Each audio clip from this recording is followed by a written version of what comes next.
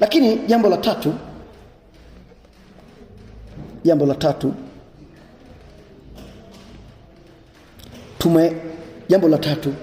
tumeitwa katika mwito mmoja. Nimekwambia, moja, tumeshikanishwa katika mwili mmoja. Mbili, tumepewa Roho Mtakatifu. Tumepewa. Msingi wa pili, tunaishi kwa roho mmoja. Tatu, msingi wa tatu ni tumeitwa katika mwito mmoja. Neno mwito ni wokovu. Kumbuka, tunapozungumzia mwito ni ile hali ya Mungu ya kumuita mwenye dhambi na kumgeukia yeye. Ndio tafsiri ya neno mwito.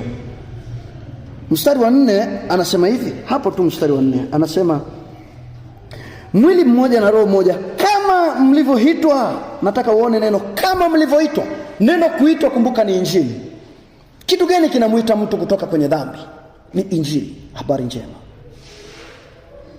Sio tunapozungumza kuhusu habari ya wito kama mlivyoitwa, maana mlivyoitwa na wokovu na kuwa na ushirika na Kristo. Paulo alikwisha kuambia kuhusu habari ya wito. Mstari wa 18 sura ya kwanza alishawaambia kuhusu habari ya wito. Mjue tumaini la mwito wenu. Mjue tumaini. Neno tumaini maana yake ni kuwa na uelewa, ni kuwa na ujasiri, ni kufahamu. Anapoambia mjue tumaini la mwito, maana yake mjue mmeitwa kwa sababu gani. Sasa unapokuja kwenye Efeso 4, Waefeso 2:1 anasema Mungu aliwafufua waliokuwa wamekufa katika dhambi, aliwafufua.